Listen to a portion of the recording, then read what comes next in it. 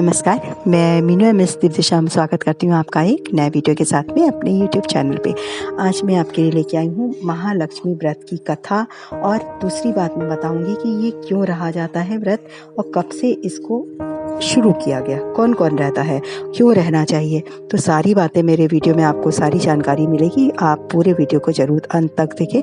और दूसरी बात, आपको अगर पसंद आए तो अपने कमेंट्स बॉक्स में जय माँ लक्ष्मी ज़रूर लिखें और दूसरों को शेयर करें जिससे दूसरों को भी इसका लाभ मिले। और दूसरा मैं बताऊंगी कि ये क्यों रहना चाहिए और कहानी इसकी कथा जो कि पढ़ सुनने मात्र से बहुत फल मिलता है।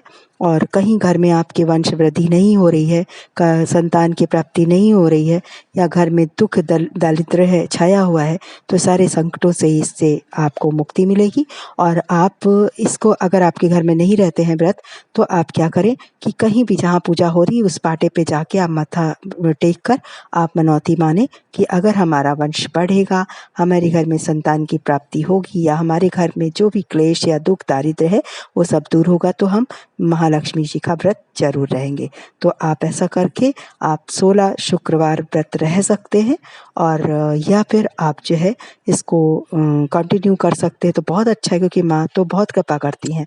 तो आप इसको महालक्ष्मी का व्रत आराम से रह सकते हैं। बहुत इजी है, कोई कठिन नहीं है। ये क्वार मास में पितृ पक्ष में महालक्ष्मी का व्रत होता है और कोई उसे 16 दिन में पूर्ण करता है और कोई एक दिन में ही 16 दिन की पूजा कर लेता है। तो अष्टमी को महालक्ष्मी व्रत मनाया जाता है।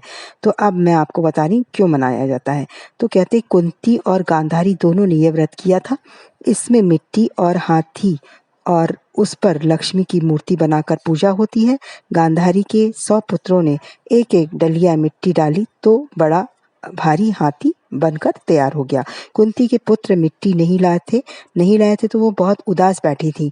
तब अर्जुन आ गए और उन्होंने उदासी का कारण पूछा तो कुंती जी बोली कि हाथी नहीं बन पाया है इसलिए मैं उदास हूँ। अर्जुन बोले बस इतनी सी बात। वे तुरंत गए और इंद्र का ऐरावत हाथी लाकर खड़ा कर दिया। कुंती बहुत ज्यादा प्रसन्न हुई और कहा कि का करी हो ले भूत 50 अकेले अर्जुन पुरई आस, यानी कि अकेले अर्जुन ने ही उनकी आस को पूरा कर दिया हाथी को लाकर।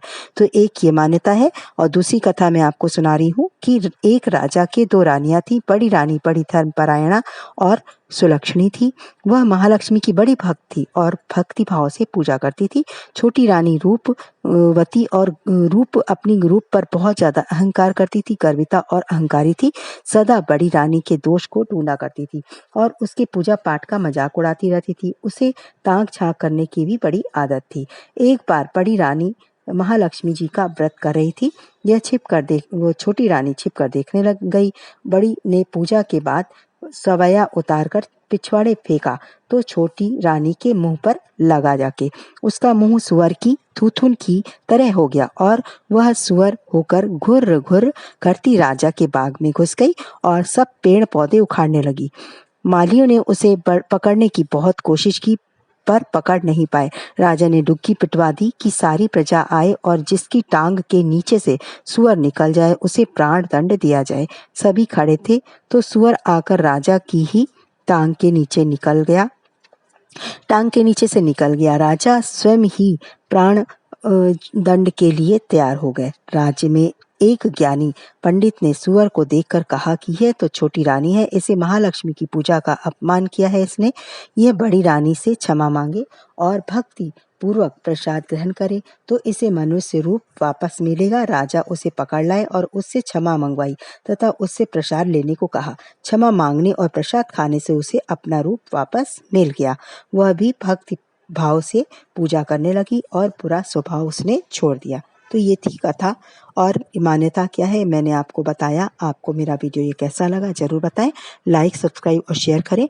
और दूसरी अपने कमेंट बॉक्स में जय माँ लक्ष्मी लिखना ना भूलें। माँ लक्ष्मी सबके घर को भरे, भंडार भरे, सबकी जिसकी जो कमियां है उनको दूर करके सब लोग खुशहाल रहें। और ये कामना करती हूँ मैं वीडियो को मैं समाप्त कर रही हूँ। और अपने कमेंट बॉक्स में जय माँ लक्ष्मी लिखना ना भूलें। जय माँ लक्ष्मी।